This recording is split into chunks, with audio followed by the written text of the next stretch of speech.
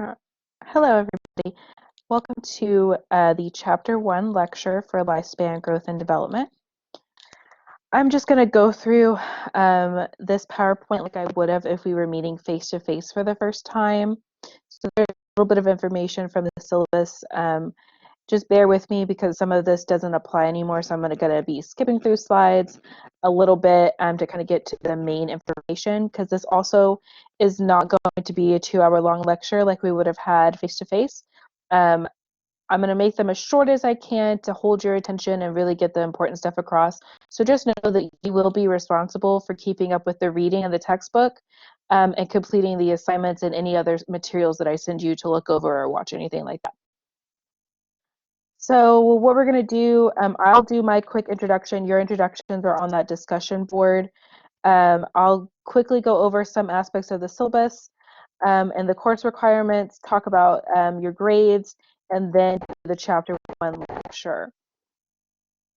So a little bit about me. I did post an introduction in the introductions discussion board, but just really quickly, again, my name is Haley Jones. You can call me Professor Jones. You can call me Miss Jones, whatever you like. I do have my master's in science in psychological sciences from Texas Women's University. I really like psychology. I don't do counseling. I do more of the research side, which is what we're going to be talking about today. So that's really my jam. I really love it. So things that I like animals. I have 3 cats. I like to travel. Here's a picture of my cats. This little black and white one is Ducky. He's the baby. And then this is Katniss, like from the Hunger Games. And this is Mr. Theo down here. So I really like animals. I used to work with animals before I finished my degree and got a job teaching. So that's one of my passions. Like I said, I like to travel. Here's a picture of me at the Eiffel Tower. So I went to Paris last spring break. Luckily, I didn't go this spring break, so I probably would have been stuck over there with the coronavirus. But this was last spring break. I went for a psychology conference. So if you are interested in psychology, you get to do really cool things like go to Paris, and the school pays for most of it. But I really like travel. I also really like true crime and any kind of detective cop show. So you tend to incorporate that a little bit in some of our discussion and assignments just because I'm like seriously obsessed. Okay, so I posted an introduction for you, so we'll skip this. Um, I already mentioned in the introduction video about reading your syllabus.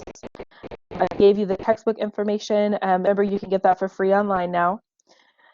Um, of course, you need to read the textbook. We obviously will not be having class activities anymore. You'll be doing your assignments and quizzes all online. We'll go over this in the syllabus. You have 13 daily assignments, which means there's 130 points because they're 10 points each. You're going to have 12 quizzes, so that's 120 points, 10 points each, so 120 total. You'll have those 2 writing assignments, which equal 200 points because they're 100 points. Remember, the writing assignments take place of a traditional exam. And then we'll have that final exam. It's no longer a presentation, but it's a creative component that is worth 50 points.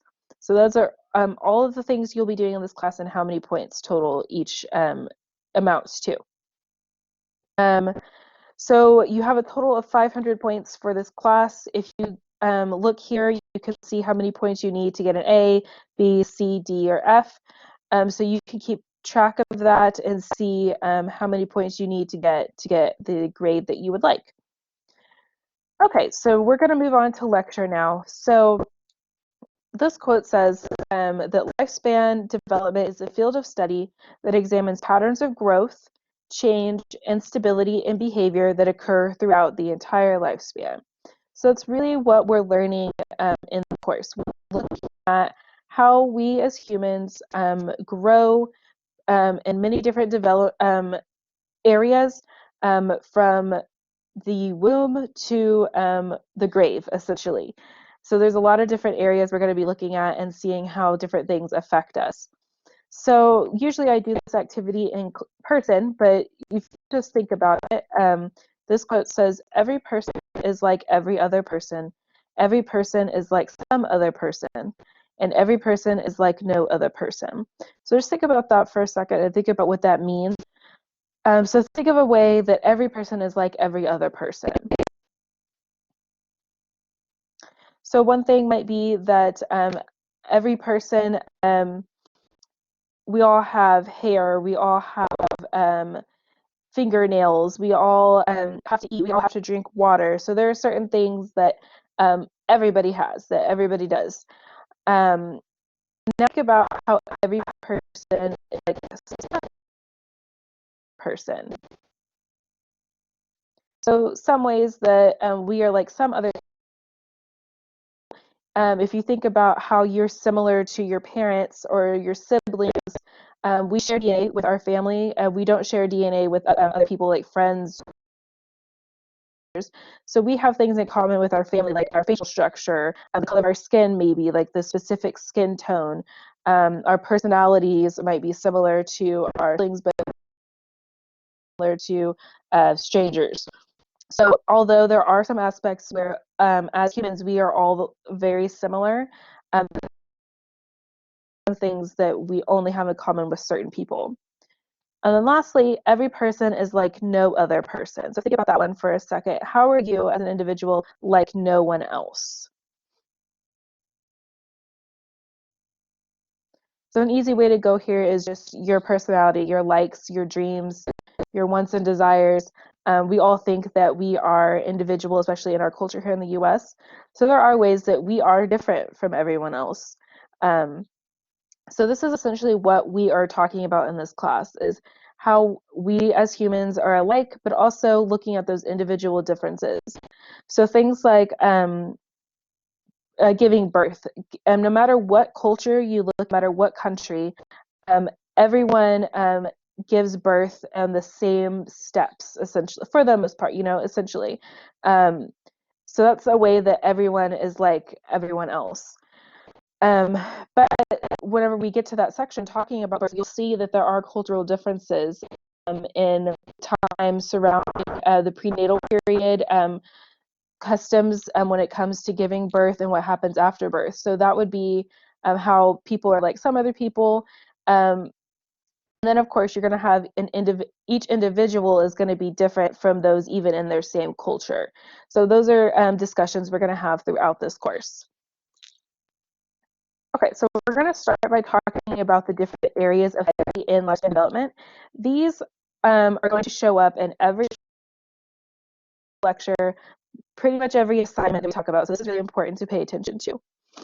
So the first area of study is physical development. So physical development involves the body's physical makeup, including the brain, the nervous system, the muscles, and the senses. Also includes the need for food, drink, and sleep, as a determinant of behavior.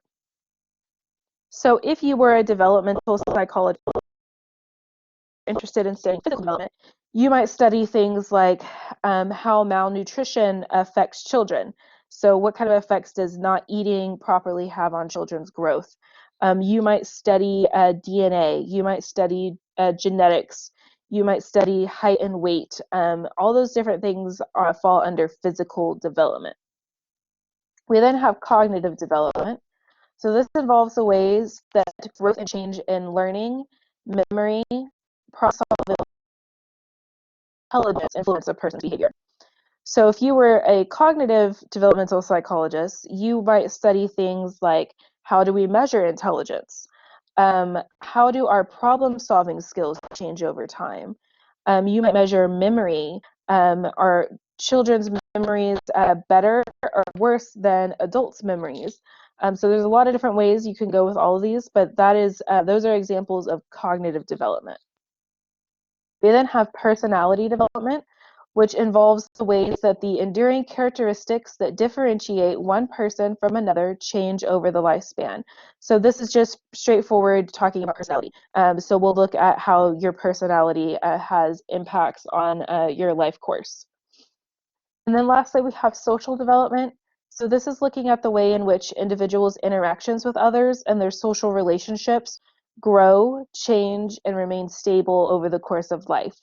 So this would include things like how you choose your romantic partners, um, your relationship with your parents and how that developed even in infancy, how our friendships change over the lifespan. Our friendships look different when we're children versus when we're in our 20s. So we're going to look at those kinds of things as well. Now, what is important to note is that all of these definitions are talking about how these different things impact our behavior. So that's really what psychology is, right? So we're looking at things like how does your diet impact your personality, impact your relationships, impact your intelligence. So all of these areas of study, while they can be studied independently, they really, really overlap. So if we're talking about lack of sleep, from experience, I'm sure you know that if you don't sleep enough, that has impacts on the rest of your day. So lack of sleep would technically fall under physical development, but we can also talk about what kind of cognitive effects that has. So not sleeping would cause someone to have a lack of attention span for the day. They may not problem solve well. They probably don't make the best decisions. Um, when you connect it to personality and social development, it may impact their mood. So they may be in a bad mood that day, which means that they maybe react angry at angrily to situations, or they may get irritated quickly, which can impact their relationships that day. They might end up in a fight with their partner or their parent, depending on the age. So you can see how even though lack of sleep falls under physical development, it has impacts in the rest of the areas of study. So that's a really important thing to remember and to understand. Okay, so we're going to skip key debates in the field for right now. Well, I'll just talk about one or two, sorry. Okay, so this one's really easy because the first debate in the field of developmental psychology and lifespan psychology is whether we should be looking at a lifespan approach or focus on particular periods. So what that means is that in the past, people have mostly focused on childhood. Um, so they look at how our childhood, our upbringing impacts the rest of our life, which we know is really important. But the lifespan approach, which we use now, considers that we continue changing past adolescence. So we don't stop growing and changing once we turn 16. We continue to change even in older age. So that's that debate. We're going to skip down to nature and nurture. So you might have heard about this before if you've taken a psychology class previously. So I have it phrased as nature and nurture. You might have heard it nature versus nurture, but I have it phrased this way because it's really not a debate anymore. So this is more historical. In the past, the argument or the debate was about whether our genes or our environment had more impact on us, on who we became as a person. So nature refers to your genetics. So remember, nature means genetics, which basically is saying if we're taking that side of the argument, you would be saying that everything about you, your personality, what you like, what you want to be when you grow up, the way that you look, the way that you talk, all of those things that make you you are strictly coming from your genetics. So your parents passed it down to you. That would include even things like intelligence. So your IQ level was passed down to you by your parents. On the other side of the debate with nurture, nurture is referring to your environment. So if you were taking that side of the argument, you would say that you became who you are because of your experiences, because of how you were raised, the environment that you were raised in, and it's not just about genetics. So what we know now is that it's both. So it's always both. They interact with each other. Your genetics definitely play a role. So easy things like your eye color, of course, comes from genetics because that comes from your parents' genes. Your things like your hair color, those are easy to think about. But when you start to think about things like personality, if you have an outgoing personality, it's hard to think that that came from genetics, that there's some kind of DNA in you that is like this is outgoing and that's turned on, so that means you're outgoing. That's hard to wrap your mind around, but the science does point to that there is some genetic aspect to everything that makes us us. But you cannot discount the environment. So if you were raised an environment where you got constant love and attention, that's going to have effects on your development that children who were raised in isolation or raised in an abusive home are not going to have. So we'll look at those kinds of situations more in depth as we move through the course. I would like you to watch this video. I posted it on Blackboard under supplemental videos for today. It's a really great video about twins. So twins is a really cool way to study the nature and nurture issue. What they do is they find twins who were separated at birth. So they have the exact same genetics, but they grew up in different environments. And then they look at the differences in the twins to see, well, what has more impact, the genetics that they both share or the environment that they grew up in. So if you have a set of twins who are separated at birth and one is afraid of heights and one has no fear of heights, then that might suggest to you that fear of heights maybe is more impacted by your environment, not your genetics. So watch that video. It's really interesting, and I think it'll help you wrap your mind around this nature and nurture issue. Okay, so this chapter 1 also goes through a bunch of theories. I am going to skip these because you can read about them in your textbook, and I don't want to create a super long lecture. I will give you a hint that you do not need to know this first one. This is a really, really old theory. It's mostly included for historical reasons. So don't worry about that too much, but do read about all the other theories. And if you have questions, you can email me, talk to me during office hours, and I will go over them with you for sure. I'm just not going over them in this lecture. Plus, some of them we will come back to in other chapters. Okay, so one thing that I really want to talk about is research design, because this is the basis for your very first paper. In that first paper, you were going to be designing your own research study. Now, that does not mean that you're collecting data, so you're not actually going to do a study. You're just going to pretend like you were going to do it. So your textbook has a great section on research methods starting on page 24. So I'll go over a little bit and I'll let you read the rest.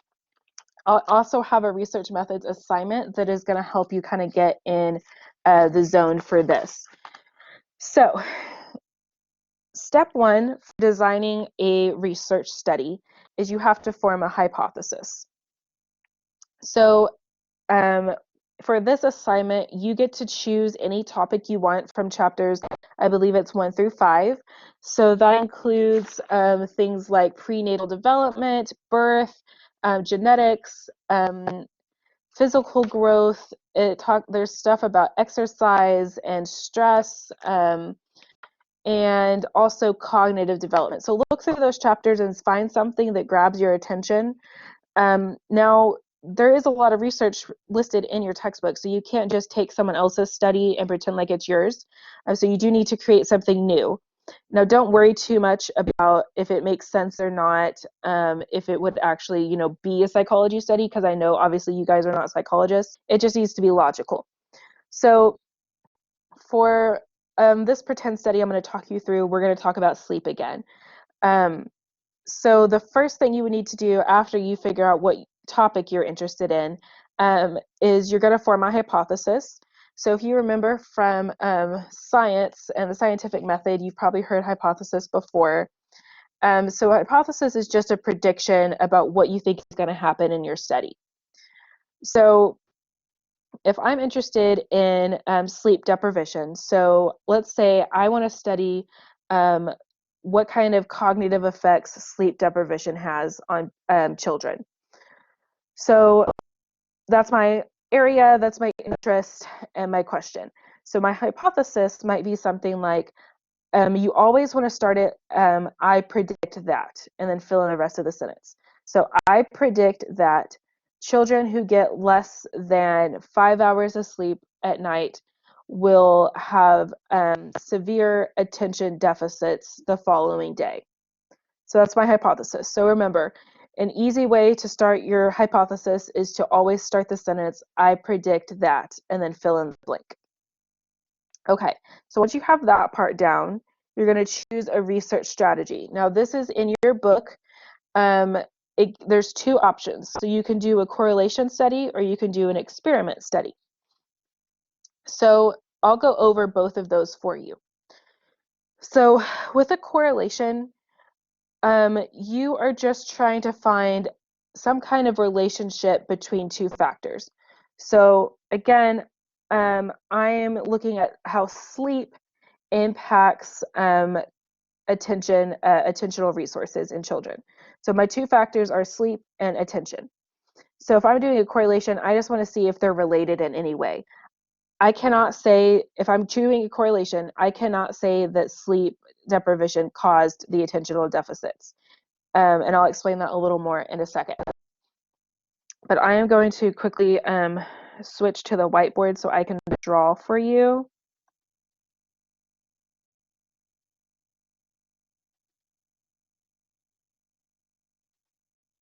So my factors are sleep and attention. Okay, so for the correlation, we're just looking at relationship between the two factors.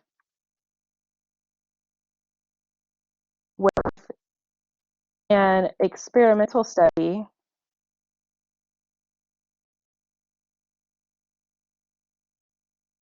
we are looking at cause and effect. Now I'll come back and explain that. Sorry, my text is like, this is the first time I've used this, sorry. Anyways, so let's start with let's start with correlation. Okay, so with correlation, a correlational study might sound something like this. So if I'm interested in sleep and attention, I might ask parents of an elementary school class, how many hours of sleep does your child get at night? So let me write this out for you. So you would ask parents,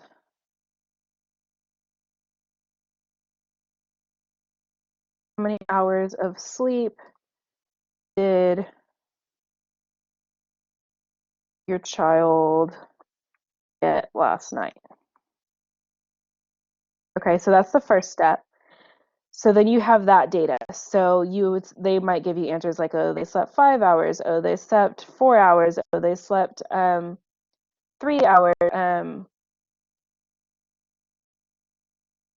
And you would have that data. Then you would find some way to measure their attention. So you would maybe have them do a task and see how long they could pay attention for and time that. So then you would have like, oh, this child paid attention for 2 minutes, this child paid attention for 30 seconds, so on and so on. And then you would take the data and correlate it. So if child 1 slept 5 hours and their attention, they were able to pay attention for 45 seconds. And then child 2 slept 2 hours and they were only able to pay attention for 10 seconds, and so on and so on. You would have all your participants. So then obviously this isn't a real study because you would have more data than this, but what you can determine just by looking at this is that, oh, I cannot draw. So down here we're going to have the attention, and over here is sleep. So as sleep is decreasing, so up here we would say this is 5 hours, and this is 0 hours, and this is paying attention for 1 minute. sorry, I can't write on here. 1 minute. So as sleep is decreasing, the attention is also decreasing. So 5 hours, it was like 45 seconds. So we would start over here. It's going down. That's our correlation, is that as sleep decreases, attention decreases. Does that make sense? I hope. So that's a correlation. Now, what you can determine from this is that sleep is likely related to attention abilities. What you cannot do is say that lack of sleep caused the attention deficit. You cannot do that. Because the main reason you can't do that is because you didn't actually perform a study. You just asked people to provide data. You didn't control the study in any way. Okay, so when we move to talking about experiments, that is when you can determine cause and effect. So the difference would be that with an experiment, I'll try to do it over here, you would have total control, as much control as possible over the study. So you would have one group up here and one group down here, and you would have them come into a lab, and your group one would be your experiment group, and group two would be your control group. So with your experiment group, you would have them come into the lab and assign each participant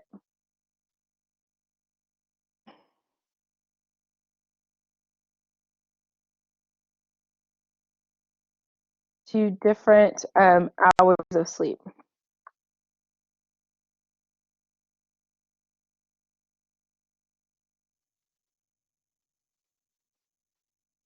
Sorry, you can't see that. Anyways, I said it. So you would assign each participant to a different hour of sleep. So maybe you have some sleep for only 2 hours, and some sleep for 0 hours, and so on and so on. With the control group, what you would do is if your limit was 5, you would make sure that these people slept 5 hours completely. So everyone in your control group sleeps for 5 hours. The reason that we do this is so that the data you get from these people, you can compare that to these people. So you would have some people sleep 5 hours here too, and you would be able to say, okay, these people that slept 2 hours, this was significantly different than the people over here who slept 5 hours. And you might want to have them actually get a recommended amount of sleep, which would be 8 hours. And then you could compare those groups. So that's why we can say, once then we measure their attention and we get the same result that, the child that slept 5 hours was able to pay attention for 45 seconds and the child that slept 2 was only able to pay attention for 10 seconds. That is when we can then say, okay, in our experiment we did, sleep deprivation caused attentional deficits. So you see the difference between the two. So if you do a correlation study, you're only looking at the relationship between the two factors. You cannot do cause and effect. If you're doing an experiment, though, that's when you determine cause and effect, and you have an experimental group and a control group. Okay, so I'm going to switch back to our PowerPoint.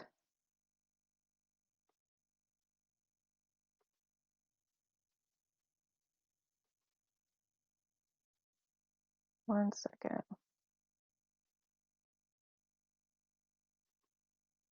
Okay, sorry guys, it won't let me switch back, but we're almost done.